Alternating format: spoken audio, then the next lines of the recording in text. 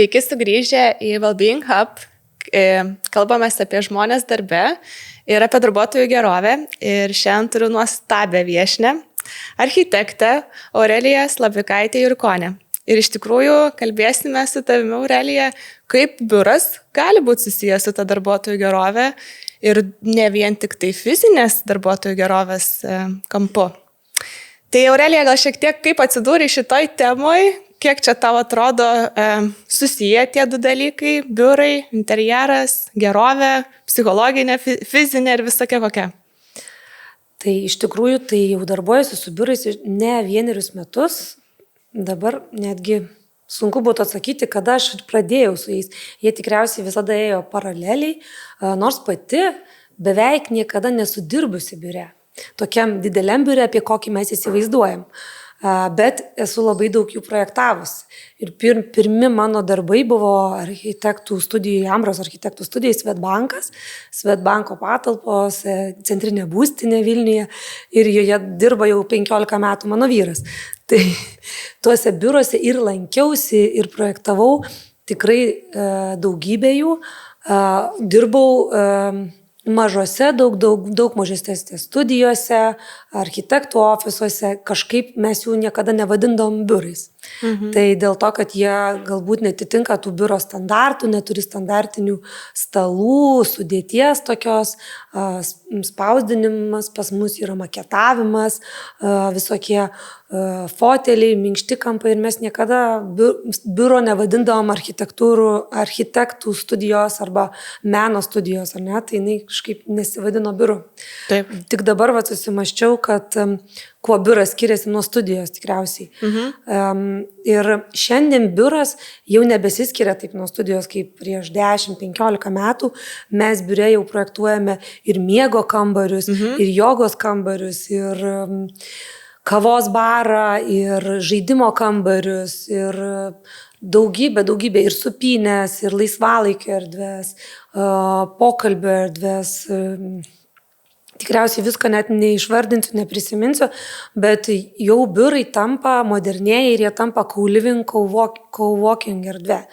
Tai reiškia, kad tu biure gali netgi ir pailsėti, ir tu gali susitikimus daryti, gali būti laisva diena, gali būti visa diena tik tais komandai skirta arba visiškai privačiam darbui. Biurai taip transformuojasi, kad jau jie gali būti vadinami įvairiausiais vardais, ar ne, ir studijomis, ir gerovės erdvėmis, ir šokio erdvėmis, laisvalaikio, kaip tik nori.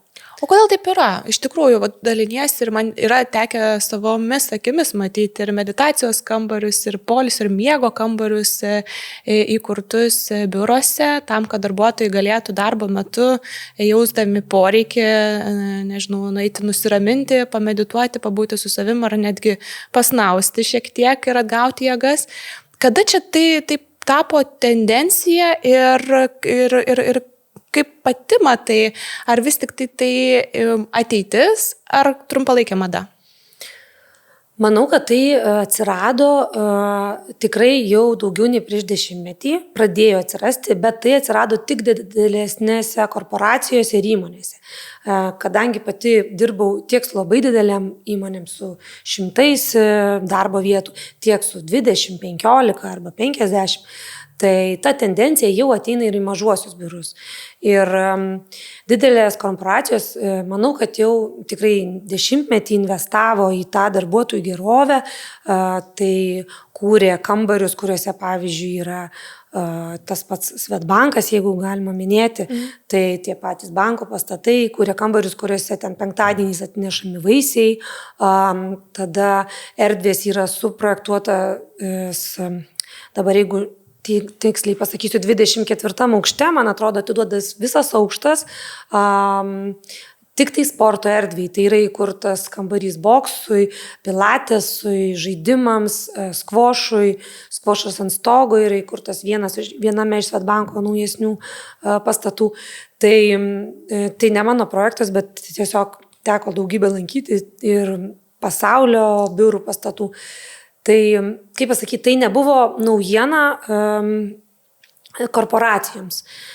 Jos jau tą darė tikrai senai, tiesiog galbūt į Lietuvą tikriausiai tai dar pradeda ateiti.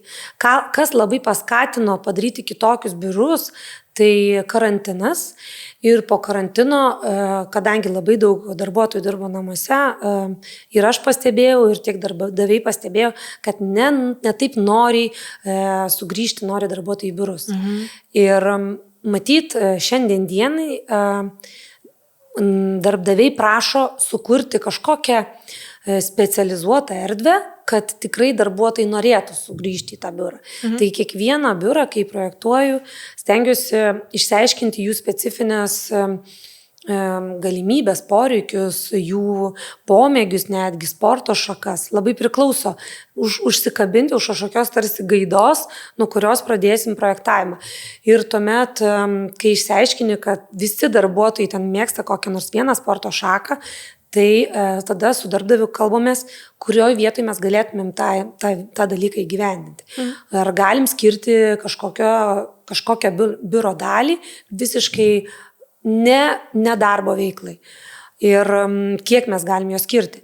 Tai vienam biure suprojektavome, informatikų biure suprojektavome miego kambarį, kuris labai puikiai veikia kaip pasitarimų kambarys ant sofos. Tiesiog labai yra mylimas, jau jame vyksta rezervacijos, nes jis labai dažnai naudojamas. Kitam biure suprojektavome žaidimo erdvę, laisvalaikio erdvę ant minkštasuolių. Labai daug pasitarimų suprojektavome prie kavos barų, arbatos barų, įvairiausi stovimos darbo vietos. Tai tikrai ateina ta mada, sakykime, bet aš nemanau, kad jinai bus trumpalaikė. Ir nes tos tendencijos jos jau vyksta kitose šalyse ne vieną dešimtmetį, tai reiškia, pas mus jos galbūt vėluoja, bet mes irgi norim, kad biure žmogus jaustųsi kartais ir kaip namuose. Bet jisai jaustųsi ne tik saugus, jis jau nejaustų depresijos, nuovargio, jis būtų pozityvus, jaustų darbingumą, būtų darbingas. Tai matyti, visi tie papildomi aspektai, jie suteikia labai didelę pridėtinę vertę ir nemanau, kad tai yra tiesiog mados dalykas ir jisai labai greit išnyks. Ar nesusiduri su kažkokiu tai skeptišku požiūriu, kad prabilus apie miego kambarius, poilsio kambarius ir ten kažkokias bendras erdvės socializavimuisi, darbdaviam kyla ant akis ir jie klausia, tai kada tie žmonės dirbs, jeigu jie miegos darbo metu? Nebūna tai tik mano sprendimas, tai dėl to man nereikia labai kažkaip įtikinti ar labai stipriai kovoti dėl to miego kambario. Dažniausiai tą padaro darbuotojai, dirbantis ten. Bet reikia nepamiršti, kad pagal žmogaus gyvenimo, valandų laiką mes praleidžiame apie 70% darbe. Tai dar neįmanoma nedirbti, kai tu praleidi darbe tiek daug laiko. Ir mes turime tame darbe ne tik tai dirbti, nes kitaip mes nebūsime darbingi. Jeigu padarysime visus tos triukus ir ergonominius, ir architektūrinius, interjerinius, sudėsim baltą šviesą, žmogus bus darbingas, jis nebus spalvų, kurios kelia apetitą, nebus aplinkui interjerė jokių ten terakotų, raudonų ar dar kažkokių atspalvių, viskas pilka, balta, tik dirbk. Tai žmogus po 4-5 valandų jis bus išsekęs ir jis nebegalės būti produktyvus. Todėl privalomos pertraukos netgi kiekvieną valandą privaloma padaryti 15 minučių pertrauką. Tai kai kurie darbdaviai pasamdo, pavyzdžiui, jogos mokytoją, kuris ateina per pietų pertrauką ir jis praveda meditaciją ar kažkokią programą skirtą būtent darbuotojų, netgi ne tai, kad atsipalaidavimui, sustiprinti darbingumą, pavadinčiau taip, padidinti darbingumą ir darbo našumą. Jeigu darbdavys sugeba laisvalaikį darbe ir poilsį suderinti ir pataiko į tos ciklus, tai jisai padidina darbo našumą. Ir netgi darbuotojas, kuris darbe gaus labai daug pridėtinės vertės, tiek, sakykime, pietus, skanę arbatą, kavą, ar kažkokį sportą, ar dar kažkokių papildomų veiksnių, jisai dar savo norų liks ilgiau darbe, padirbėti dar valandą, dėl to, kad jis jaus dėkingumą už tai, kas jam duodama ir kaip jam gera ten. Ką patartum vadovui, kuris dar tik tai planuoja įsirengti biurą, kaip manai, kokios tos naujausios tendencijos, be kurių, neturėtų apsieiti nei vienas biuras? Ką iš karto rekomenduoju, pavyzdžiui, darbdaviui, kuris, pasimetęs, ieško sprendimų, bet sako, aš noriu, kad mano darbuotojams būtų gerai, aš noriu, kad jie ateitų į biurą, kokius, 3 dalykus, kuriuos tu įvardyji, kad apsvarstytų. Čia toks labai sunkus klausimas, nes aš neįsivaizduoju darbdavio ir ką jie veikia. Jeigu aš įsivaizduočiau, kas tai yra per įmonę, kokia jų yra veikla, automobiliai, inžinerija, informatika. Gamyba, sakykime, pasirinkim standartinę gamybinę kompaniją. Standartinė gamybinė kompanija, tai reikia nepamiršti pagrindinių taisyklių įrenginėti biurus. Turi būti natūrali šviesa, natūralus apšvietimas, jo turi privalomai kiekvienas žmogus gauti kiekvieną dieną, normatyviai pagal higienos normas mes negalime labai ilgą laiką praleisti be dienos šviesos, tai reiškia, jeigu žmogus yra kažkokios ten, cheminės sprogstamos medžiagos ar dar kažkas, yra kažkokie specialūs kambariai, kameros, kuriuose dirba laboratorijose mokslininkai, jie net privalomai turi išeiti į kiemą, pakvėpuoti grynų orų ir pamatyti dienos šviesą kasdieną. Tai yra tam tikros normos nusakytos kiekvienam biuro tipui ar ne kiekvienam darbuotojų tipui. Tai sakykime, tai pirmas, tai pagalvoti, ieškoti patalpų arba ieškoti erdvių, kurios turėtų natūralią šviesą ir kuo jos daugiau, tuo geriau. Tada galbūt rinktis šiandien siūlyčiau rinktis tokį biurą, kurį tu galėtum laisvai išplanuoti, kuris nebūtų tik vieno, pavyzdžiui, koridorinio tipo, visi, sakykime, kabinetai išdėlioti vienoj linijai ir viskas, tu negali nei transformuoti, nei žiūrėti tavo pagal komandas rūšiuoti, pavyzdžiui, padidėjo komanda, tu nieko negali su to biuru padaryti. Tai tuomet labai labai sunku būtų tiek architektui, tiek dirbantiems žmonėms keisti kažkokį principą, pamatyti, kad kažkas neveikia, gal mes norim sujungti, o gal kaip tik reikia labai daug privačių kabinetų. Tai pasirinkti erdves, kurias galėtumėm lengvai perplanuoti, transformuoti. Tai reiškia, jų forma neturėtų būti, gali būti netaisyklingos formos, bet svarbiausia, kad nebūtų ilgas koridorius tiesiog. Tai, o kiti visi aspektai jų yra labai daug, tai tiek pat, pavyzdžiui, augalai, apie juos pagalvoti vertėtų.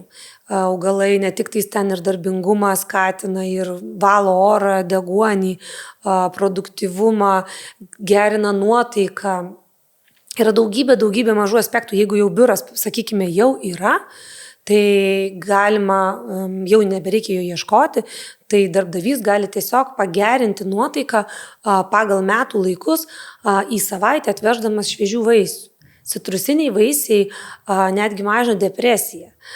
Ten rozmarinai, dar kiti augalai, kvapai biure didina ir produktyvumą, ir skatina bendradarbiavimą. Ir yra daugybė aspektų, kaip mes galim tiesiog neperdažydami sienų, negriaudami patalpų, mes galim taip lengvais tokiais minimaliais būdais pagerinti darbuotojų gerovę biure. Tai pavyzdžiui, kvapai, vaisiai ir natūralios gėlės. Tokie labai paprasti, maži dalykai, kur kiekvieną biurą galėtų papuošti ir nudžiuginti ten dirbančius. Klausausi tavęs ir kažkaip kyla mintis, kad gyvenam pasaulyje, kur dėmesio išlaikymas, tas dėmesys yra tarsi tokia nauja valiuta. Ne? Ar biuras gali padėti darbuotojams sėkmingiau išlaikyti dėmesį, labiau atskleisti tą kognityvinę funkciją, įsiminti kažkaip dalykus, mokytis, ar vis tik tai čia nesuderinami dalykai? Žinoma, kad gali. Atsakymas toks, nes pavyzdžiui, jeigu kalbant apie nežinau, ar daug kas susimąsto, kodėl vakare mes turime, pavyzdžiui, geltoną šviesą, o kai einame į barą arba grįžtame namo, arba einame kur nors į teatrą, o kodėl biure mes turim baltą šviesą. Ir tą neutralią šviesą, kuri mažiausiai turi iš tikrųjų įtakos mūsų vidiniam laikrodžiui. Ir mes ją turime dėl to, kad mes būtent dėmesį jinai padeda sukoncentruoti, jinai neramina, neslopina mūsų, jinai palaiko mūsų tą, tarkime, labai vidutinę, normalią dėmesio skalę. Bet jeigu mes norim ją padidinti, mes balinam spalvą dar labiau, jinai truputį tampa mėlynesnė.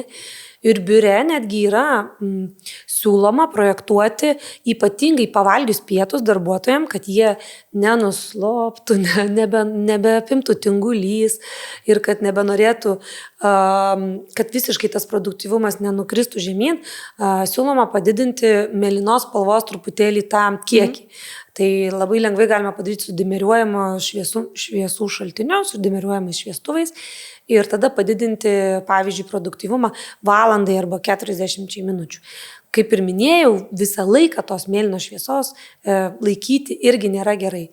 Nes tai yra per daug išalinti žmogų gali tiesiog su tokiu mėlynu apšvietimu. Jau tu pats nori truputėlį jau to į vakarą, jau baigiantis darbo dienai, tu nori pailsėti ir automatiškai pats organizmas tavo nori tos geltonios šviesos. Nes tavo organizmas turi vis tiek ruoštis miegui. Taip. Ir prieš miegą sako, taip patarė galbūt net ir nesako kelvinais, bet yra irgi viskas numatyta kelvinais.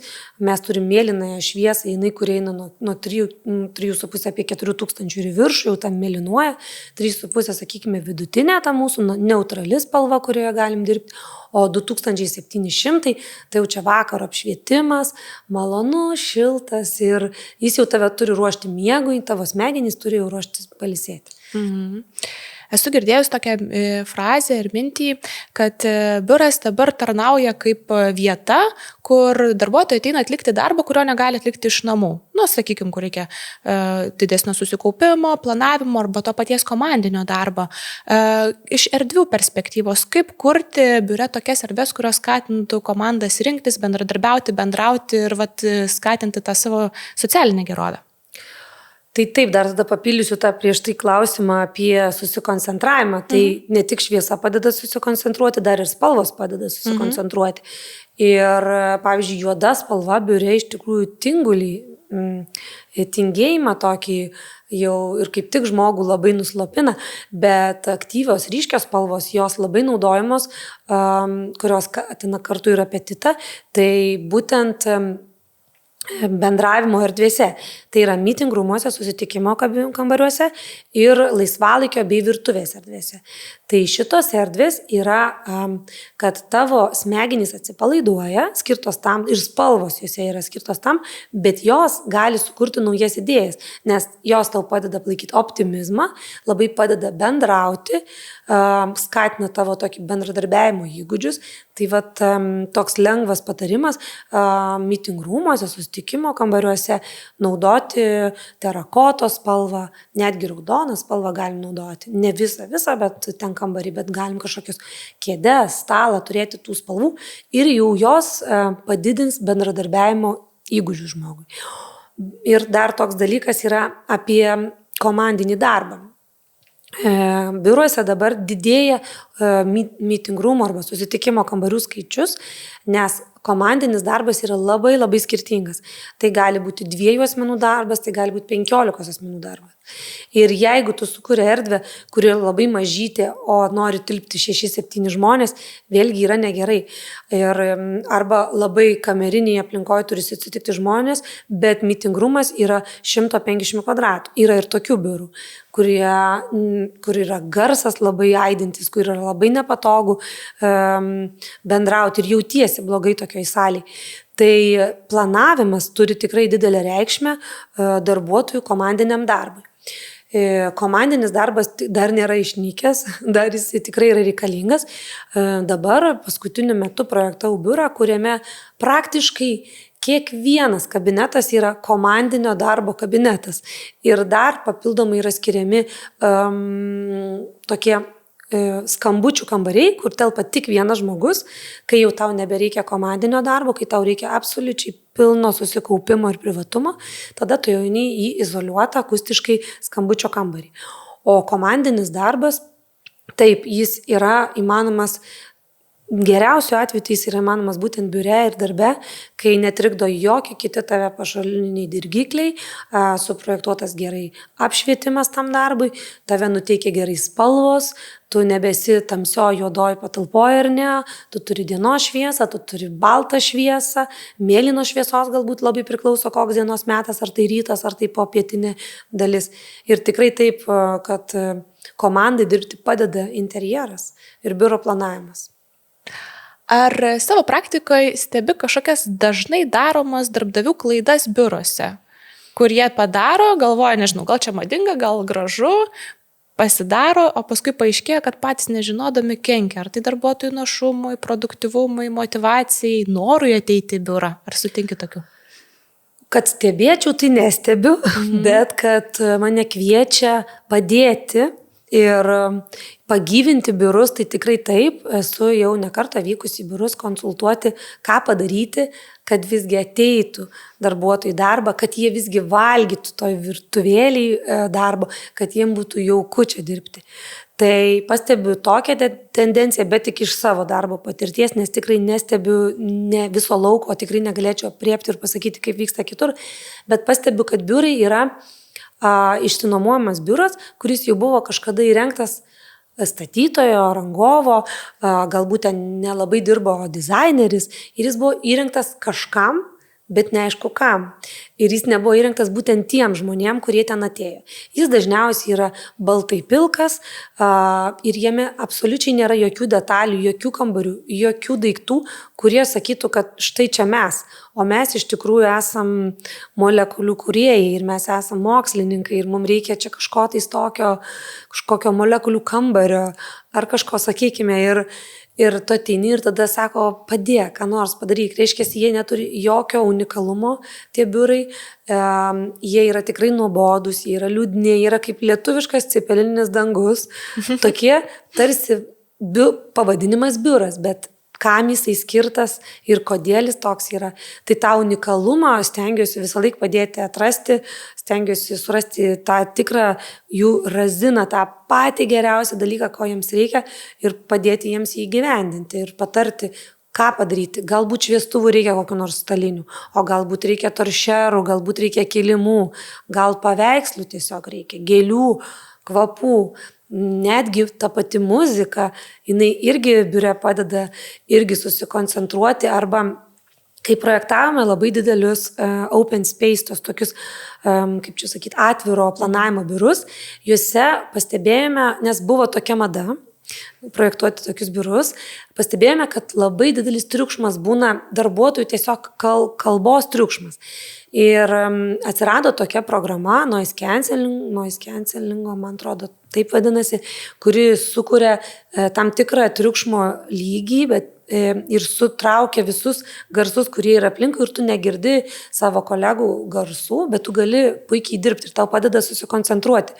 Tai netgi tokie efektai, jeigu turime labai problematišką išplanavimą, visi vieni kitus girdi, aidi, aišku, galime panaudoti akustinės plokštės, užuolaidas papildomai akustinės įrengti, daugybę aspektų, bet netgi ir garsas biure padeda kaip išvengti didelio triukšmo, sugerti tam tikrus garsus. Arba jeigu biuras iš tikrųjų yra labai toks jaunatviškas, pasiryžęs pokyčiams, tai netgi siūlyčiau specialią programą garso takelių, kuri yra sukuriama būtent tam biurui. Tai gali būti vieną dieną lietus, gali būti kitą dieną paukščiai, gėlės ar kažkokie tokie čiurlenimai, vanduo ir jie sukuria pagal biuro erdvę tau garsų, tokį kaip čia, nežinau, playlistą vadinamą takelį ir tu gali naudoti, tas įrodyta, kad labai stipriai didina darbuotojų produktyvumą. Tai vat netgi tokiais aspektais galim pagyvinti biurą. Garsais, kvapais ir įvairiais dar akustiniais elementais, jeigu reikia to.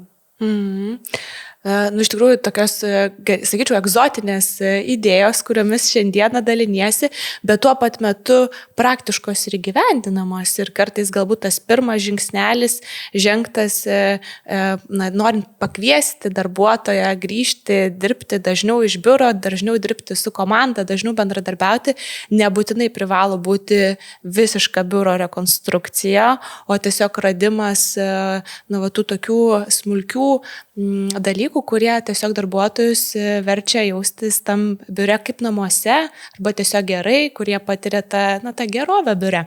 Tai labai ačiū tau šiandienos pasidalinimą, labai įdomių dalykų sužinojau ir net nebejoju, kad mūsų klausytojai ir žiūrovai išgirdo ir labai tikiu, kad jau ir nuo rytojaus kažką tais praktikuos ir išmėgins. O aišku, jeigu norėsis turbūt jau didesnės biuro transformacijos, turėtų kreiptis diskusijai ir tų unikalių taškų radimui su specialistu. Tai rekomenduoju be abejonės Aurelija tave. Ir dėkoju dar kartelį visiems šiandieną prisijungusiems ir mūsų besiklaususiems. Ir iki pasimatymo ir susitikimo kitą sykį. Ačiū labai.